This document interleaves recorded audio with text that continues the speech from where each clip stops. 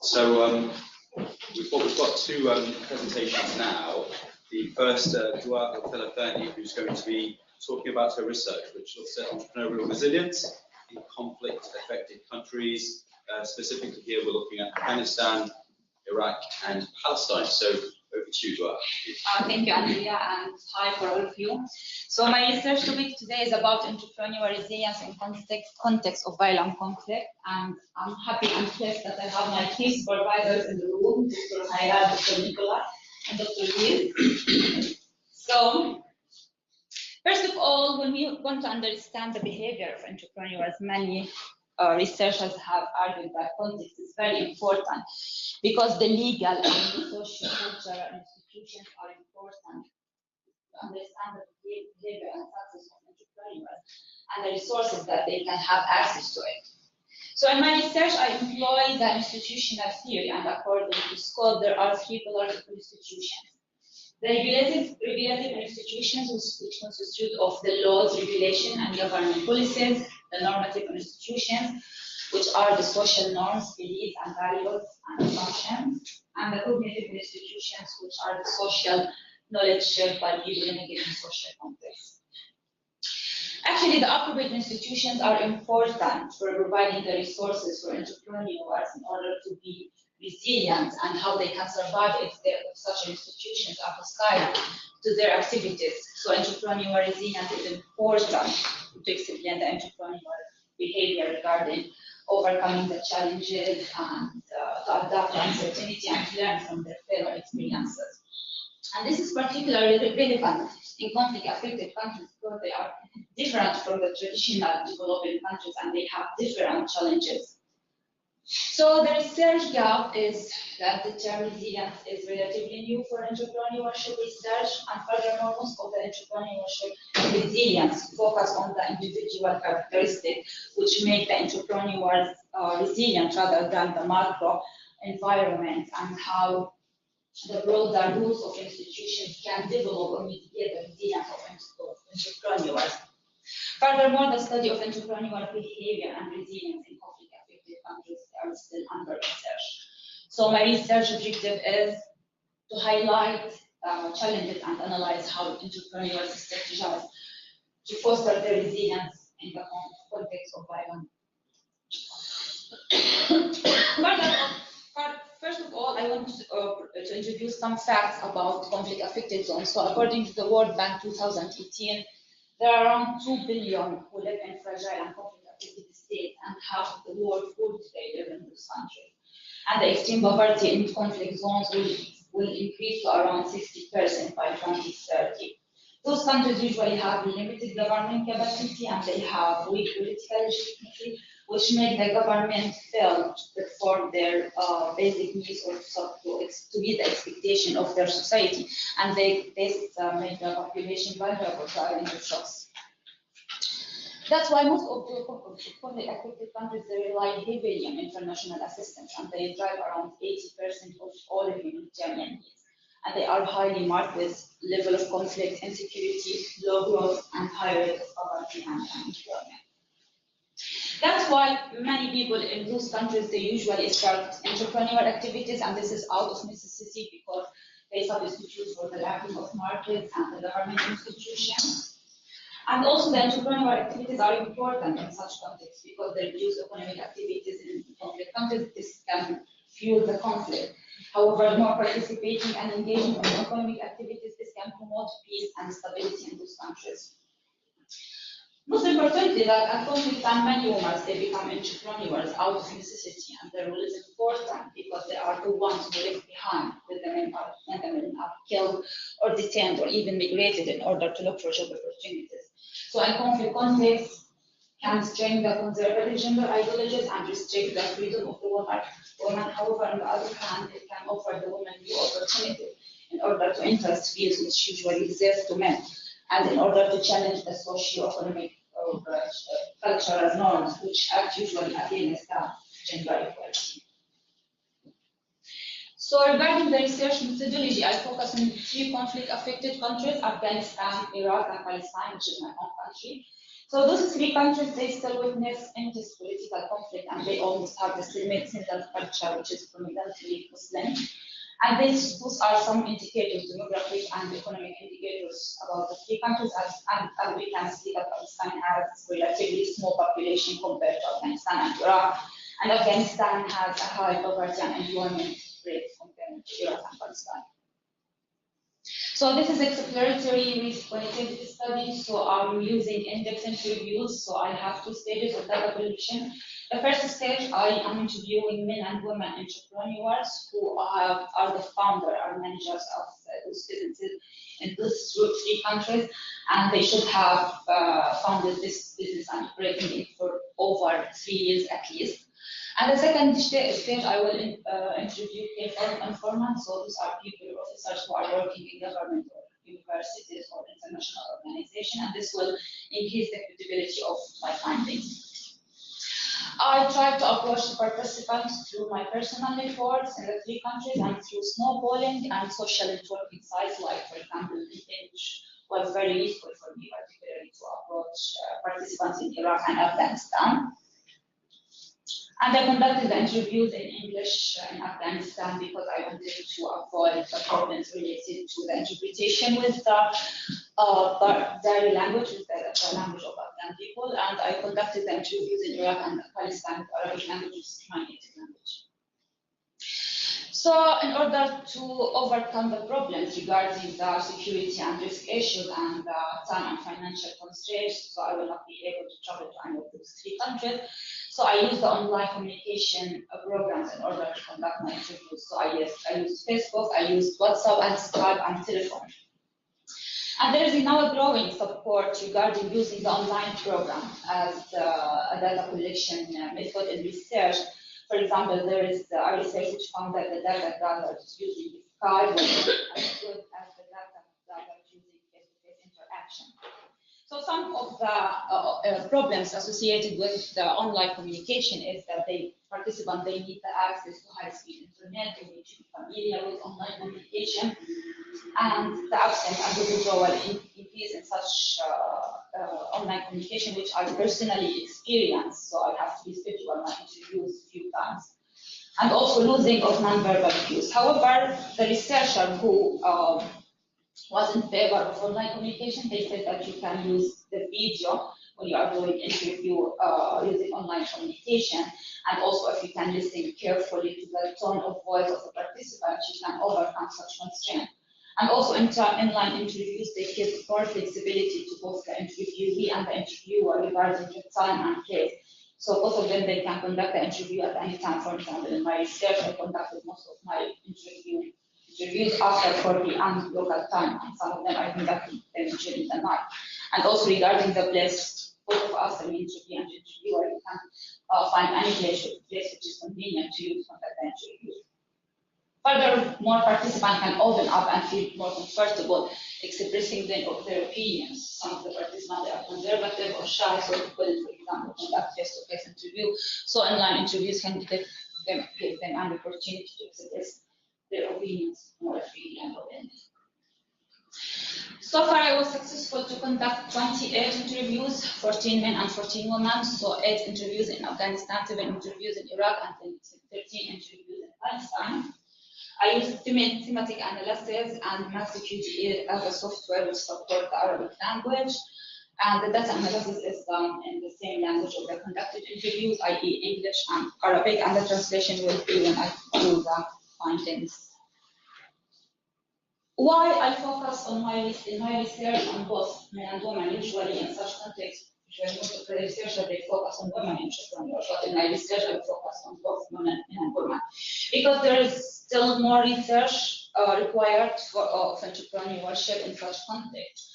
And both men and women entrepreneurs, they suffer under violent conflict. So when we want to implement activities or program or intervention in such context, gender should be understood as including and empowering both men and women. This will lead to more gender equality in this context. And I found when I conducted the interviews, I asked the men if they agreed to have support only for women. And in each country, I found men who disagree to have support only for women because this is unfair. because everyone in this context, they need support, not only women. So they advise that there should be clear strategy towards both male and female entrepreneurs. So regarding the findings, most of the enterprises, they are in the manufacturing sector, and surprisingly, most of them, they were female, followed by services sector, and most of them, they were males. Regarding the motivation, also not surprisingly, that's mostly driven by improving the economic situation of the family, followed by being independent, followed by lack of job opportunities or job insecurity. For women particularly, their main motivation was to empower other women, and all of the women in my sample, they have other women who are working with them in their enterprises. And they also wanted to challenge the society perception regarding the women who are working in business. For all the males in Afghanistan, they wanted to gain more money, and they started their business because they saw other successful entrepreneurs in the country, and because they wanted to make positive changes in the economy of Afghanistan. So regarding the factors which mitigate or enhance resilience, my analysis so far revealed that there are risk factors which mitigate resilience, and protective factors which enhance the resilience of entrepreneurs.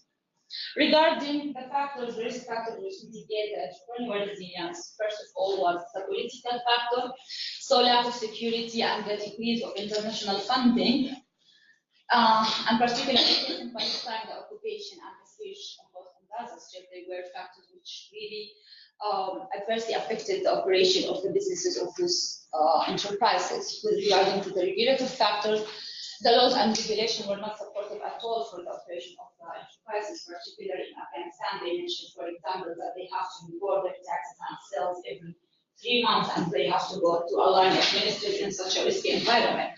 So for them, this was really a negative factor which lead to more corruption. So corruption is another reason for these people also not to improve or grow their businesses smoothly. Competition also, foreign competition, and the lack of protection for local producers, access to finance and infrastructure, particularly the power cutoff and internet connection. With regard to economic factors, the high poverty rates in the 3 countries affect the purchase power of the people, and also illiteracy rates, particularly in Afghanistan, and most of them, they don't have access to internet connection. And also the limited and unstable market also affects the business. With regard to the cognitive factors, many of them are participants, they said that they lack the qualified people. For example, some of them said that in Afghanistan, we wanted to apply for a grant. However, one of the criteria was that they have to have 10% of their staff as women. And they said, okay, in technology, we couldn't find 10% women in Afghanistan, so we couldn't be qualified to apply such a grant. Also, they said that when they have training, they have only general training program, it's not specialized program, and lack of mentorship. With regard to normative factors, there is still the perception of entrepreneurship in conflict zones. So some of the people outside the conflict countries, they think that there is no entrepreneurship in those countries, or even if people, they will produce something or offer service, for example, it will be low quality or poor quality. Also, the social perception of entrepreneurship, still in those countries, there is a lack of entrepreneurship. So most of the families, most of the people, of the friends, they try not to start a business, they try to look for a job opportunity. So for them, entrepreneurship is not appreciated. Also, gender roles, there is still a problem with the gender roles. For example, some of the women, for example, Afghan women say that when she started her business, no one take her seriously. Men especially, they never took me seriously, mainly because I'm a woman. So I do anything and everything in my ability to prove to the men that we women are able of it. Another Palestinian woman said that when she started as a carpenter, most of the people around her, they were laughing at her because they were saying the woman wants to do carpenter. She said she's saying that she can hold machines and work. So she wanted to challenge herself, to challenge a tradition, and to challenge men. So she wanted to make her business successful. Another Iraqi woman, she said that she has 15 women working with her. However, most of their families, they don't accept them to work directly with the men. And other arguments said that there is a rich investor in her country who think that only a man can manage the business. Another Palestinian woman said that she knows girls who lost their places in the competition because their families refused for them to go to another city to take that training. And her dad also was hesitant, however, she was working on switching his thinking, so he accepted that eventually. With regard to the factors which helped them to develop their resilience, the individual characteristics, there were common individual characteristics among my participants, and most of them, they were previous experience, they were persistent, they were optimistic, and they were patient, and they were hardworking, and they have self-efficacy. Laws and regulation, there are few participants who work in the informal business, they try not to pay taxes. One of the Iraqi women, for example, he said, why should I pay taxes if they don't support me or provide me with any help? Some of them, they pay bribes, and this was a common practice in Afghanistan, so they pay bribes in order to facilitate the operation of their businesses. With regard to risk minimization, there are few of my participants, they try to diversify their businesses, so they have more than one business.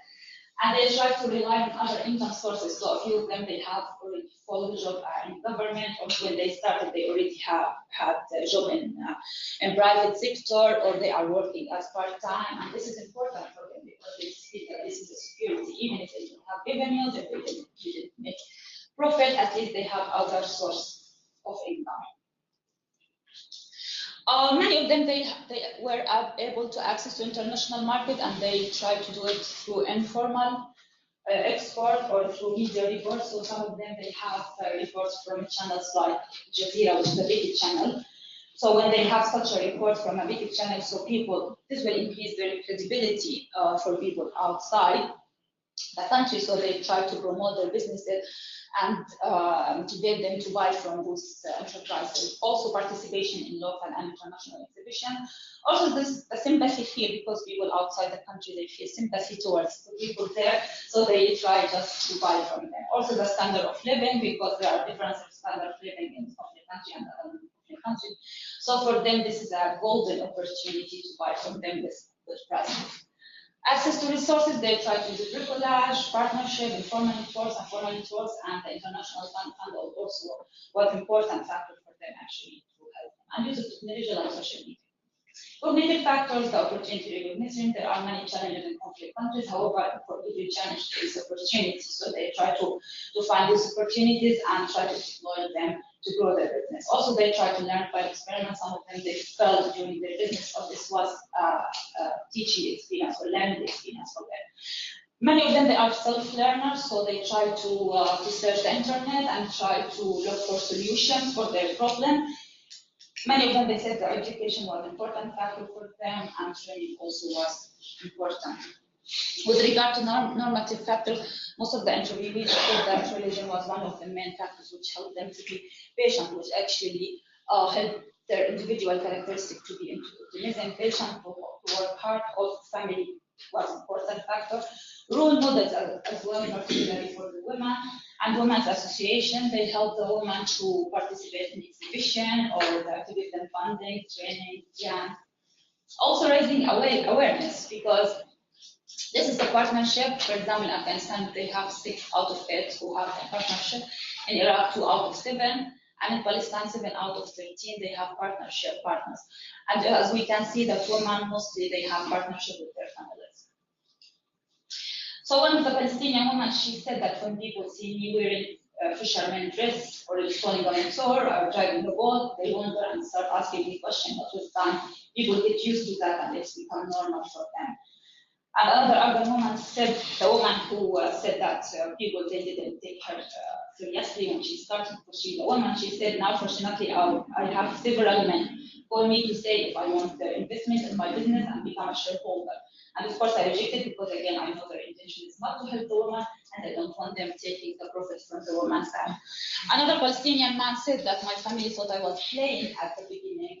They asked me to go and work rather than doing a business without profits. However, now they are happy and proud. So there is raising awareness about the entrepreneurial activities, and it can be profitable, and there is no need just when you graduate to go to an and to look for a permanent job opportunity. So conclusion so far. So individual characteristics play an important role for being resilient. Back to the resilient include faith, networking, partnership, education, family, friends, model. For females, particularly the family support of the husband support is one of the most important factors for their success. Regulatory environment has an impact on both men and women entrepreneurs. Social change in such countries can happen when more men, and particularly women, participate in entrepreneurial activities.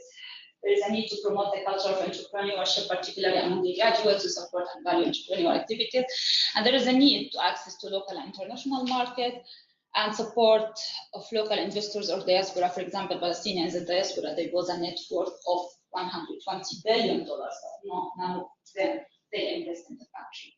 So those are the references, and thank you for listening. I'm sorry, I think I went over time. Thank you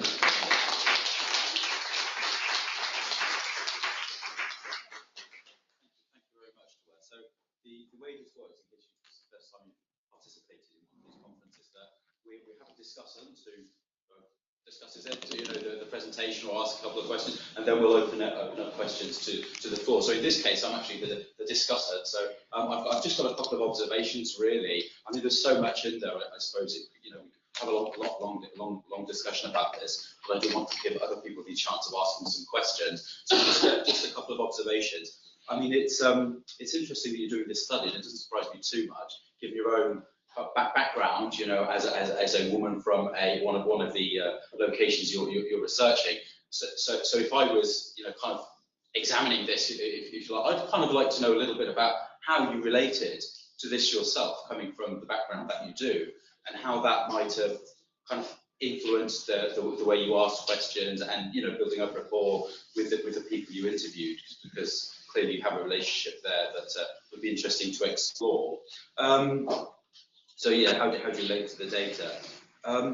Institutional theory is quite a broad term, and it's been looked at in many different ways. And one thing that I found difficult myself when looking at institutional theory is how to clearly categorize certain issues and certain factors. So you talk about corruption. Now clearly that's a legal issue. So it's on one of the categories, but at the same time you could regard it as a social issue or a cultural cognitive issue. So where do you place it? So things like that I think are interesting to pursue. I think it'll be interesting to see, because you've got so much now. It seems like you've done the interviews, you've started the analysis, and you've got a myriad of different themes. So how are you going to condense it into? I'm sure you're aware of this, but it'll be interesting to see how where you go with this. I noticed some of the quotations. There was also like a degree of antagonism there on the part of some of the female entrepreneurs, against the male counterparts, and that was just something that was interesting to witness. I kind of wonder to what extent, so hopefully when places like Afghanistan, Palestine, Iraq settle down, to what extent there'll be a reversion to stereotypical kind of gender roles, or whether this was going to have any lasting impact. But clearly this goes beyond your PhD study. I recognise that. So thank you so much for opening up a lot of questions in my mind, at least. And I'm kind of looking forward to seeing the outcome when you complete. Can I ask? Does anybody have any questions themselves? So.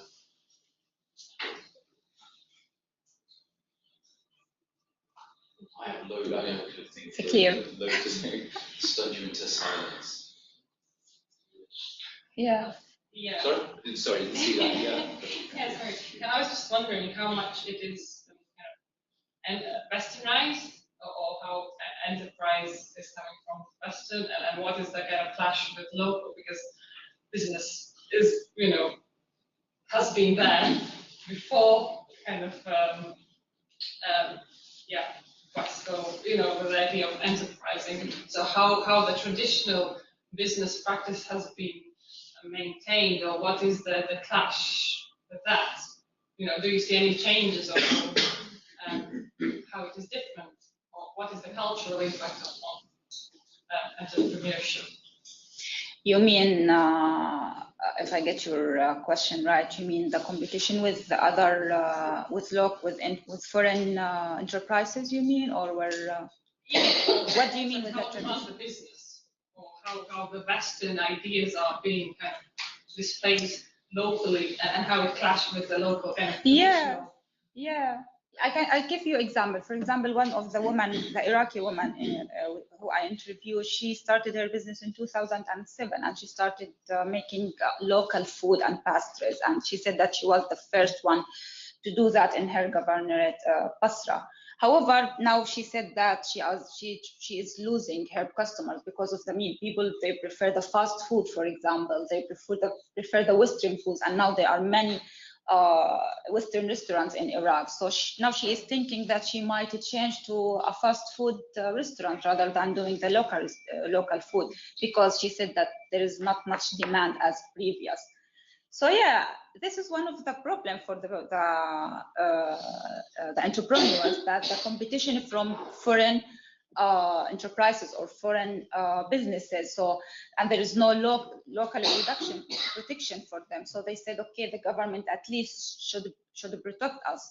For example, in Palestine, one of the women, she has a business which is the only business in Palestine, which is planting of Damascus roses. So she said that the main competitor for us is the Israeli roses. So as a Minister of Agriculture, Palestinian Minister of Agriculture, they have the authority in order to prevent, for example, the Israeli roses from entering the Palestinian market with such big quantity. So she has to, she can sell her product. However, the Ministry of Agriculture, they do nothing regarding that. So she said that she has to keep her prices as cheap as the Israeli prices, because she can compete them if she have to raise her prices. So yeah, it's very difficult for them when you have a competition with other foreign products, and the problem that in such countries the government is doing nothing to support them or to help them grow their businesses. Just another one. You said that they are paying bribes. To whom they are paying bribes? To the officer. And this was particular. Actually, in Palestine, no one of the participants mentioned that they have to pay bribe. I'm from that country, and I know that paying bribe is not a culture in my country. However, in Iraq, participants said that they were asked to pay bribe, but they refused to pay bribe. However, in Afghanistan, all the participants mentioned that they were asked to pay bribes for officers in the government. For example, in Iraq, in Afghanistan, they have to report their taxes or their profits every 3 months, and if they will not do that, they have to pay fine every day around 1 Afghan penny, something like that. So their officers, they asked them that we will not report your taxes or profit until you pay us money. So in that case, you have to pay them money in order not to get fined and get punished from the government. That's why many of them, they mentioned even the regulations and laws in our government, they promote the culture of corruption or the culture of bribe. And I asked them, for example, if all of you will not pay bribe, then no one will ask you. And he said, oh, this is optimistic solution. And I said, we have to pay bribes. This is one of the ways that we can continue in our business. Otherwise, we will fail. So yeah, government, yeah, most of them, they pay bribes for government officers. Otherwise, they will not process your business or your regulation. So we've got two questions, please, and then Sibylla. Yeah. Just an observation, coming back to what Dr. Walmsley said earlier about institutions. I don't think that the corruption, the way you describe it, is characteristic of conflict-affected zone. So you have to reframe that when you.